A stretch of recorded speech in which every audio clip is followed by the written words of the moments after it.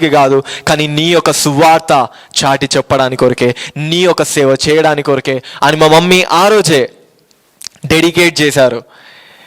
And అలానే నన్ను పెంచారు కూడా. చిన్నప్పటి నుంచి కూడా అలాంటి ఒక స్పిరిచువల్ అట్మాస్ఫియర్లోనే నన్ను పెంచారు. అలాంటి ఒక అట్మాస్ఫియర్ ఇంట్లో కూడా పెట్టారు. అలానే నన్ను పెంచారు. కానీ నేను పెరుగుతూ సర్టెన్ ఏజ్ నాకు వచ్చినప్పుడు, లైక్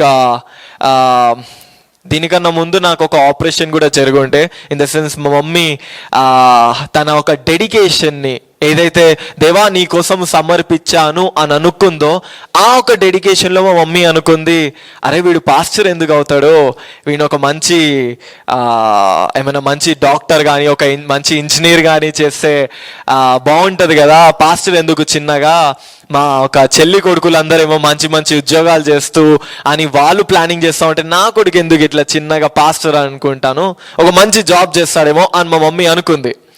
అప్పుడే అనుకోని విధముగా నేను ఒక స్క్రూ మింగడం జరిగింది.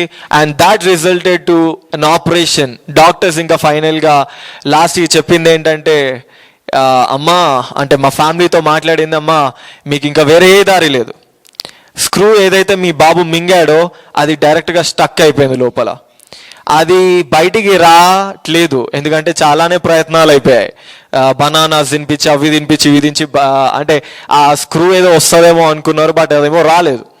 దాని తర్వాత ఇంకా డాక్టర్స్ ఇంకా సెకండ్ ఆప్షన్కి వెళ్ళిపోవాలి, ఇంకా ఆపరేషన్ అయితే చేయాల్సి నా పరిస్థితి ఉంది, ఇంకా మీరే మీ ఫ్యామిలీతో డిసైడ్ చేసుకొని చెప్పండి మీరు అన్నప్పుడు మా మమ్మీ వాళ్ళు సరే ఆపరేషన్ చేయండి. అదే ఆపరేషన్ థియేటర్ బయట మా మమ్మీ ఏడ్చుకుంటూ దేవుడి దగ్గర మరలా డెడికేట్ చేసింది, దేవా నేను ఇంకా వేరే వాటి గురించి ఏ దాని గురించి నేను ఆలోచించను, ఇంకా వీడు నువ్వు ఇచ్చిన ఒక కొడుకే, ఇంకా నీ యొక్క పరిచర్య కోసం పంపించో, ఇంకా వాటి కొరకే నేను ఆలోచిస్తాను, ఇంకా నా ఒక వాటి కోసం కానీ ఇంకా వేరే ఒక లోకానుసరమైన పనుల విషయంలో కానీ నేను ఏది ఆలోచించను, ఇంకా నీ యొక్క పని నీ యొక్క చిత్తము మాత్రమే నెరవేర్చేవాడిగా వీడుంటాడు అని అప్పుడే మా మమ్మీ మరలా డెడికేట్ చేసింది. ఇంకా మా మమ్మీ ఇంకా వేరే వాటి విషయంలో ఆలోచించలే, ఇంకా మా కొడుకు ఇది అవుతాడు అదేం పెట్టుకోలేదు, వీడు దేవుని సేవ చేస్తాడు అని డెడికేట్ చేశారు. అండ్ అలానే వెళ్తుండగా నా ఒక 8th క్లాస్లో 9th and 10th అదొక యంగ్ ఏజ్, మీ అందరికీ తెలిసిందే. అప్పటివరకు ముందంతా బాగానే ఉండే, కానీ నా ఒక యంగ్ ఏజ్లో like 8th, 9th and 10th mainly in the period of like this 9th and 10th చాలా ఒక సెక్యులర్ వరల్డ్లో బ్రతుకుతూ ఉండేవాడిని. ఇన్ ద సెన్స్ గ్యాంగ్స్ని ఫామ్ చేయడము అండ్ అన్ని అన్వాంటెడ్ థింగ్స్లలో నేను వెళ్ళడము, అన్వాంటెడ్ ఒక వరల్డ్లీ లైఫ్ని ఎక్స్పీరియన్స్ చేశాను ఆ ఒక టైంలో. అదే టైంలో నా 10th క్లాస్ పీరియడ్లోనే నేను అలానే మా ఫ్రెండ్స్తో తిరుగుతూ అటు ఇటు వెళ్తూ అదే టైంలో రోడ్డు మీద బ్రదర్ డానియల్ని నేను కలవడం జరిగింది. అక్కడే కలిశాను. అండ్ అక్కడ ఆయన నాకు సువార్త చెప్తున్నాను. నేను క్రిస్టియన్నే, కానీ ఆయన నాకు సువార్త చేయడం స్టార్ట్ చేశారు. ఆయన బైక్ మీద నేను కూర్చున్నప్పుడు ఆయన నాతో మాట్లాడుతుంది, అనురాగ్ నేను ఇలాంటి దేవుని సేవ చేసేవాడిని అనేసి ఆయన పరిచర్య గురించి, ఆయన ఒక పనుల గురించి, ఆయన నాకు దేవుని గురించి ఇంకా మరలా మాట్లాడడం జరిగింది. నేను అప్పుడు అనుకున్నాను, ఓకే ఈయన ఎవరో అనుకున్నాను, ఓకే దేవుని సేవ చేసేవాడు అనేసి నేను అప్పుడు అనుకున్నాను. అప్పుడు ఆయన నెంబర్ కూడా ఇచ్చాడు, నేను అది నా చేతి మీద రాసుకున్నాను. దాని తర్వాత ఇంటికి వెళ్ళిన దాని తర్వాత స్నానం చేసినాక అదేమో చేతి మీద రాసింది, అది పోయింది. కానీ కొంచెం మధ్యలాగా ఉండే, అదే నేను పేపర్ మీద ఆయన నెంబర్ రాసుకుని ఉండే. అండ్ అదే ఇంకా లాక్డౌన్ టైంలో ఆ నెంబర్కి ఫోన్ చేసిన, ఎందుకంటే మా ఇంట్లో అందరూ కరోనా వచ్చేసింది, మా ఇంట్లో అందరూ సిక్ అయిపోయినారు, కోవిడ్ వచ్చేసినట్టు అయింది. సో ఇంకా నేను ఆ టైంలో కూడా నేను బయటికి వెళ్ళలేను, వరల్డ్లీ ఫ్రెండ్స్ లేరు, ఎవరు లేరు. ఇంకా ఆ నెంబర్ ఏదో గుర్తుకొచ్చి ఆ నెంబర్కి ఫోన్ చేసిన, అన్న ఇది నేను అనురాగ్ అన్న, ఇట్లా ఒకసారి రోడ్డు మీద మనం ఇట్లా కలిసినామంటే, ఓకే అనురాగ్ ప్రైజ్ లార్డ్ అని చెప్పి అప్పుడు మాట్లాడడం జరిగింది. అప్పుడు మాట్లాడిన దాని తర్వాత ఆయన ఏం చేశారంటే నన్ను వేరే వేరే గ్రూప్స్లలో కనెక్ట్ చేయడం స్టార్ట్ చేశారు, ప్రేయర్ గ్రూప్స్లో కనెక్ట్ చేయడం స్టార్ట్ చేశారు. అండ్ అలా కనెక్ట్ అవుతూ అక్కడ నేను దేవుని వాక్యములోనికి ఇంకా నేను వెళ్ళడం జరిగింది, వాక్యములోనికి సమయం ఎక్కువ ఇవ్వడం జరిగింది, ప్రార్థనలో సమయం ఎక్కువ ఇవ్వడము జరిగింది. అండ్ దాని తర్వాత నేను దేవుడికి దగ్గర అవ్వడము జరిగింది. నా ఒక వరల్డ్లీ ఒక స్టఫ్ నుంచి నేను దూరం అవ్వడం, దేవుడికి ఇంకా దగ్గర అవ్వడం జరిగింది.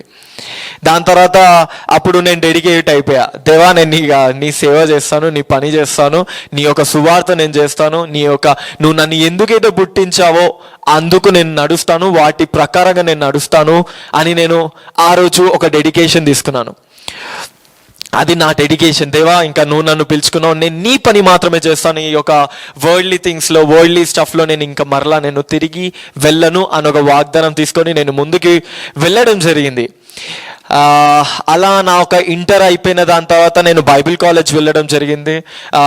ఇంటర్ అయిపోగానే మా మమ్మీ, మా డాడీ అండ్ మా అక్క వీళ్ళు కూడా సపోర్ట్ చేయడం జరిగింది. ఎందుకంటే మోస్ట్ ఆఫ్ ది పేరెంట్స్ నేను వెళ్ళిన ప్లేసెస్లో సపోర్ట్ చేయరు. నేను ఇట్లా బైబిల్ కాలేజ్ చేయాలనుకుంటున్నా అంటే సపోర్ట్ చేయరు.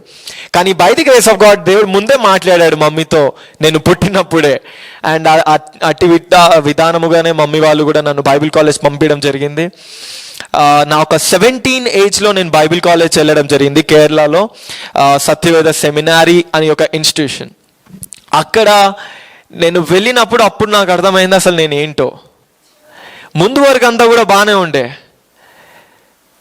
కానీ నా ఒక అసలైన ట్రాన్స్ఫర్మేషన్ నేను అక్కడ చూసా. ఒక ట్రెడిషనల్ క్రిస్టియన్, ఒక సింపుల్ వేలో నేను మీకు చెప్పాలి అంటే ఒక traditional Christian to follower of క్రైస్ట్గా మారింది నేను అక్కడ. ఎక్కడైతే నేను దేవునితో నా సమయమును గడుపుతూ ఉన్నప్పుడు నేనేంటో నాకు తెలిసింది.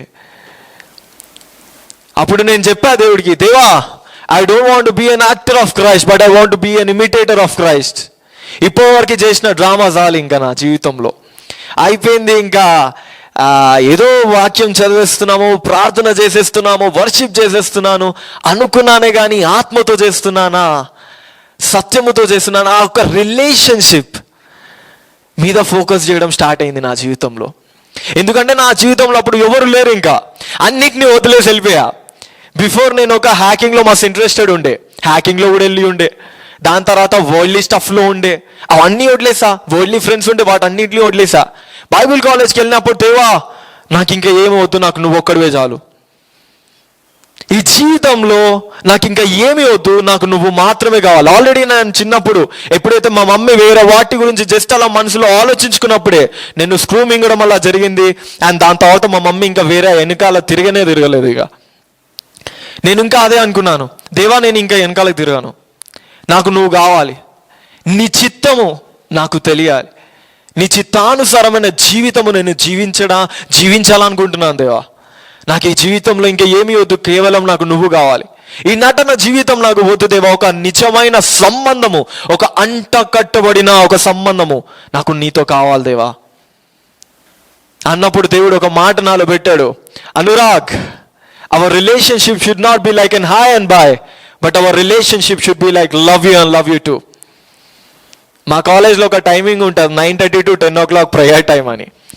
అదే టైంలో ప్రతి ఒక్క స్టూడెంట్స్ అందరూ రన్ చేస్తారు. 9:30 అవ్వగానే వెళ్ళంగానే అక్కడ పెద్ద షౌటింగ్ స్టార్ట్ అవుతుంది. 9:30 నుంచి 10 o'clock వరకు ఫుల్ ప్రేయర్ అనమాట. ఆ టైంలో కూడా అందరూ వాచ్ చూస్తూ ఉంటారు. 10 అవ్వగానే అందరూ ఇక స్లీప్. మళ్ళీ ఇంకా ప్రేయర్ హాల్లో ఇంకా మిగతా టైంలో ఎవరు కనిపించరు.